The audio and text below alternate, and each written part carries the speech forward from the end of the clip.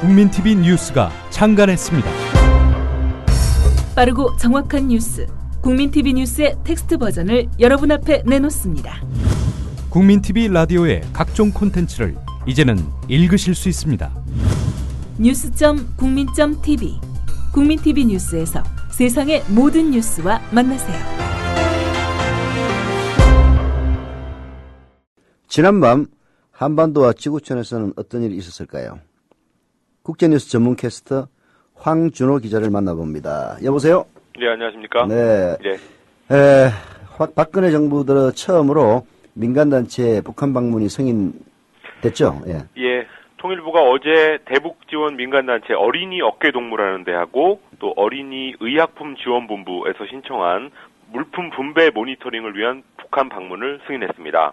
현 정부 들어서 처음으로 개성공단하고 금강산 외 지역을 남측 국민이 방문하게 되는데요. 민간단체의 방북은 작년 11월 이명박 정부 시절이죠. 평양 방문 이후에 처음입니다. 남북관계가 이명박 정부 때보다 더 안 좋다는 것을 보여주는 하나의 지표인데요. 이런 사실을 보면은 이명박 정부가 남북관계를 완전히 망가뜨리진 않았구나 하는 생각이 들 지경입니다. 네.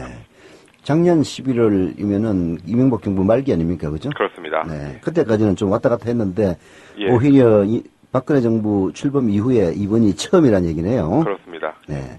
자, 그 단체들은 북한에 어떤 방식으로 갑니까? 육로로 갑니까? 비행기로 갑니다.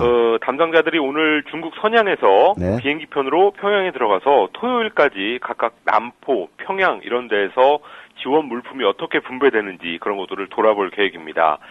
다른 단체 3곳도 조만간 방북 허가가 날 예정인데요. 네. 지난달 말에 정부가 북한한테 개성공단 회담을 마지막으로 제안한다라고 하면서 그때 몇 개 단체의 대북 지원을 승인했었는데 그때 당시에 선정됐던 단체들입니다. 네. 그런데 당시에 더 많은 지원액을 필요로 했던 단체들은 정부 승인을 못 받았고 이렇게 조금 지원하는 단체만 선별적으로 승인해서 그것 역시 꼼수였다라는 얘기가 있었는데요. 네. 그때 빠진 단체들은 오늘 개성공단 회담에서 좋은 결과가 나오길 기대하고 있는데 글쎄 모르겠습니다. 예.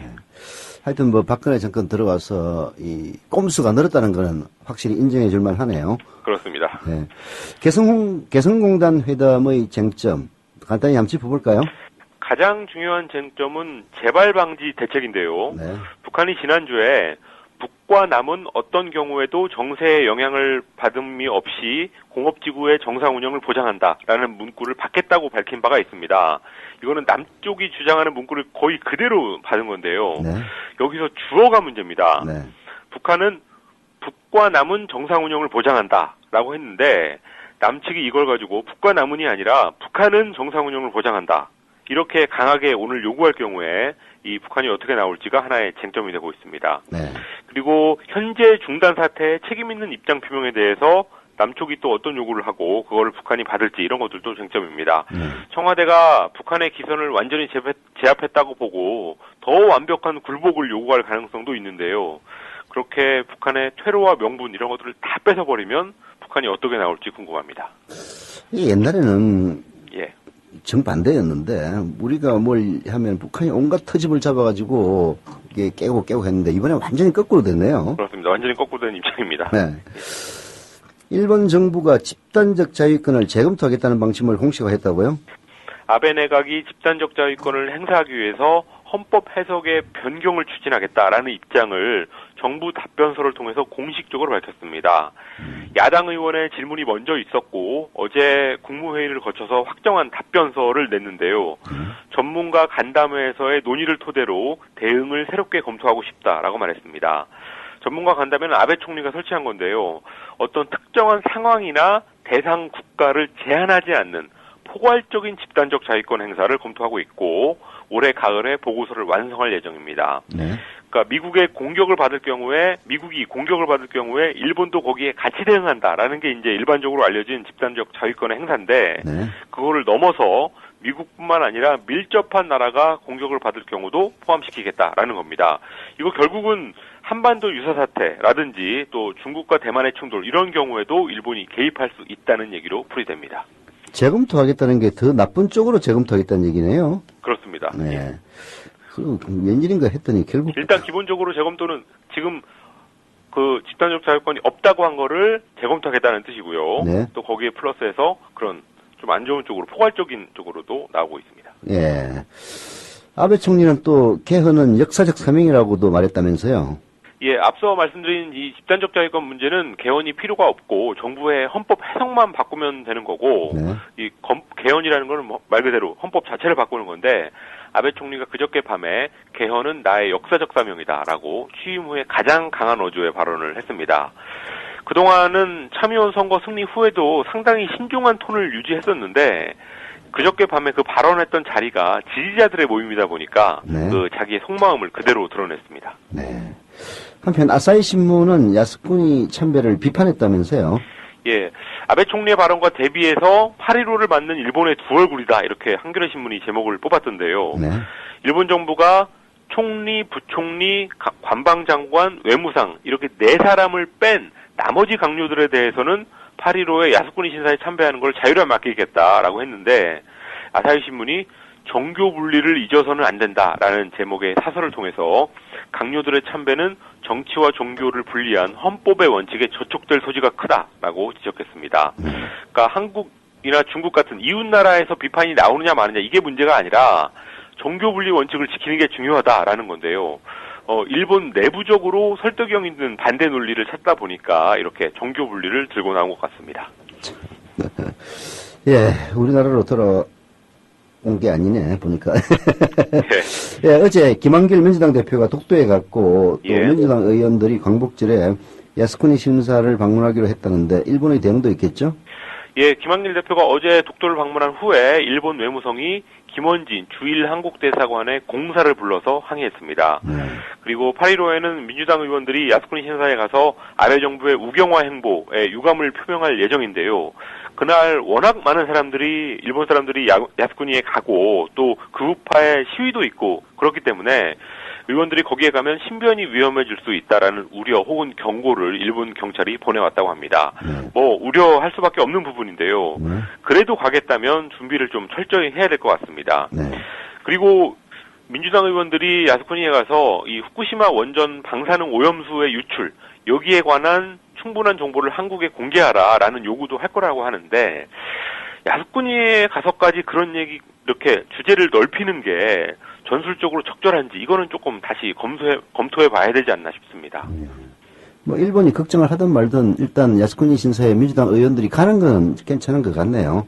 예, 거기 가가지고 이제 뭐 봉변이라도 당하면 일본 정부가 문제지 뭐 우리나라 국회의원들이 뭐 크게 다치게 하겠습니까? 그렇습니다. 자, 이집트 시위대 해산 작전은 시작됐습니까? 쿠데타로 축출된 무르시 대통령을 지지하는 시위대에 대해서 이집트 과도 정부의 진압이 임박했다라는 소식을 제가 어제 전해드렸었는데 아직까지 해산에 나서지는 않고 있습니다. 다만 어제 무르시 찬반 양측이 무력 충돌이 있었는데요. 무르시 전 대통령 지지자 수천 명이 카이로 내무부 청사 쪽으로 행진을 하는 과정에서 지역 주민 그리고 무르시 반대파가 그 시위대한테 돌과 병을 던지면서 충돌이 시작됐습니다.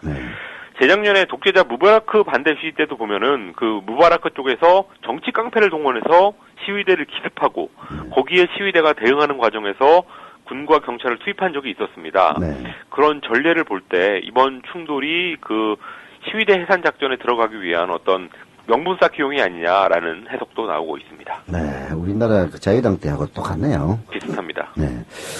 자, 초고속 진공열차. 이런 디자인이 공개됐다는 뉴스도 있습니다. 미국의 전기차 회사 테슬라 모터스의 머스크 대표라는 사람이 시속 1200km를 달리는 열차 하이퍼루프 설계안을 그저께 블로그에 공개했습니다. 28인승 열차였고요. 로스앤젤레스에서 샌프란시스코까지 약 560km 구간, 그러니까 서울 부산 거리하고 비슷한 거리인데 35분 만에 주파할 수 있는 것으로 설계안이 돼 있었습니다. 열차가 진공의 튜브 속을 자기 부상 열차처럼 바닥에서 살짝 떠서 달리면서 공기 저항과 마찰을 줄일 수 있다고 하는데요. 열차 운행에 필요한 전기는 진공 튜브 위에 설치한 태양 전지판에서 공급받는 걸로 되어 있습니다. 사실 이런 아이디어가 나온 거는 100년 가까이 됐는데요. 최근에 기술 그리고 소재 이런 것들이 발달하면서 정말로 현실화될 수 있을지 주목되고 있습니다. 머스크 대표는 당장 건설에 나설 계획은 없고 우선은 시제품을 만들어 볼 생각이라고 밝혔는데 어쨌든 지금 미국에서 이 얘기가 가장 핫한 주제가 되고 있습니다. 이름이 테슬라 모터스네요. 회사 이름입니다. 예, 테슬라라면은 그 에디슨에 버금간다는 예, 미국의 그렇습니다. 괴짜 발명가 이름인데 그 이름을 딴 테슬라 모터스 예. 기대가 됩니다. 중국에서는 정전 때문에 주민 시위가 있었다면서요? 중국 남방 지역이 지금 최악의 무더위와 가뭄 때문에 고생을 많이 하고 있는데요. 네. 안후이성에서 갑작스러운 정전 사태가 있어서 주민들의 시위가 일어났습니다. 네. 지난주 토요일에 있었던 일이 어제 뒤늦게 알려진 건데 안후이성의 징저우향이라는 곳에서 전기 공급이 끊어지면서 100여 명의 주민들이 향정부 청사 안에서 관용차를 뒤엎는 이런 식의 행동을 했습니다. 그런데 또 한편에서는 진짜로 정전이 된 건 아니고 무더위와 가뭄에 대해서 당국이 뒷짐을 지고 있는 데 대한 시위였다라는 보도도 있습니다. 어쨌든 중국 남부의 주민들이 지금 최고 기온 40도가 넘는 날씨에 너무 오랫동안 시달리다 보니까 상당히 민감해진 것만큼은 사실인 것 같습니다. 중국만 그렇습니까? 우리나라도 지금 그 전기 아낀다고 예. 그 관공서에 지금 다 에어컨 꺼가지고 폭발 직전이라고 그러던데요. 그렇다고 합니다. 예. 네. 자, 수고하셨습니다. 감사합니다. 지금까지 월드리뷰 황준호 기자였습니다.